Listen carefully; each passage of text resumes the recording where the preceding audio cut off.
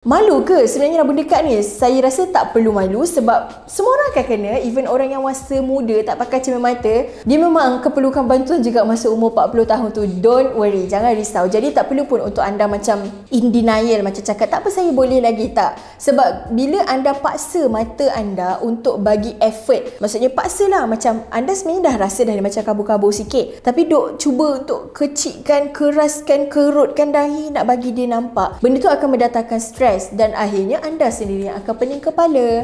Jadi lebih baik anda dapatkan kanta untuk membaca. Okey, ini biasanya otomatis akan bagi bermacam-macam option lah. Antara option yang ada, yang pertama adalah kanta untuk membaca sahaja. Okey, maksudnya anda pakai kanta tu untuk membaca. Lepas tu bila tengok jauh, kalau anda tak ada rabun jauh, anda buka kanta tu. Ataupun bila anda ada rabun jauh, anda pakai kanta rabun jauh anda. Benda tu sebenarnya agak leceh tau tuan-tuan dan puan-puan. Benda tu sebenarnya agak leceh. Sebab bila anda tengok, anda pakai cermin mata lain. Nak tengok jauh, kena tanggal, lepas tu pakai balik cermin mata lain. Sebenarnya benda tu leceh. Jadi kalau macam orang yang tak rabun pun kan, contoh orang yang tak ada rabun jauh, bila dia tengok dekat dengan kanta membaca, dia nampak clear bila membaca. Tapi hakikatnya bila dia tengok jauh dengan kanta membaca tu, penglihatan dia akan jadi kabur. Jadi nampak tak dekat situ? Menyusahkan juga sebenarnya nak pakai buka. Dan yang option yang kedua adalah bifocal. Bifocal ni kalau macam kita tengok, ini orang lama-lama lah, dia orang akan pakai cermin mata ada garisan. Ada garisan dekat situ.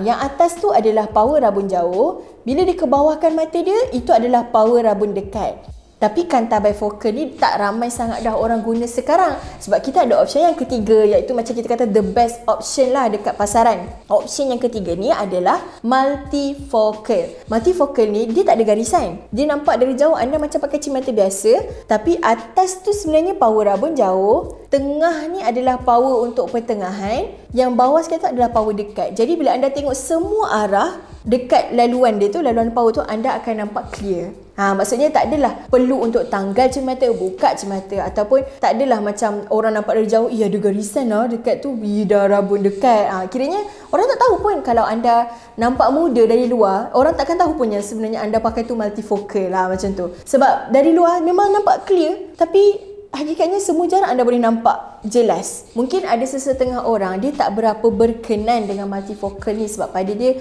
susah nak adapt, dia susah nak, macam kadang-kadang tu dia tak dapat pun jumpa point clear tu pada power tu. Ataupun bila dia jeling kiri kanan tu, dia nampak macam tak sedap lah cahaya yang masuk tu. Maksudnya itulah design multifocal. Memang bahagian tepinya akan ada sedikit distortion sebab dia blend power tu semua yang jauh dengan dekat. Mula-mula memang kita akan perasan, tapi lama-lama kita akan terbiasa. Dan kalau anda rasa anda susah nak adapt sebab anda rasa pening kepala ke macam mana, sepatutnya masa anda buat kanta multifocal kali pertama, anda perlu datang ambil cermin mata tu. Jangan minta orang lain yang ambilkan cermin mata tu untuk anda. Sebab optometris akan ajar cara nak guna multifocal tu. Diorang akan ajar, okey, kalau nak tengok jauh mata mesti kat sini, tengok dekat mata mesti kat sini, mesti gerakkan mata, kalau nak tengok lantai mesti tundukkan kepala ke ataupun rendahkan mata tu dekat portion tu. Dia detail tau proses ni. Jadi maksudnya macam dia perlukan kepada pembelajaran ataupun orang yang betul yang mengajar, dan baru anda boleh adapt dengan benda tu.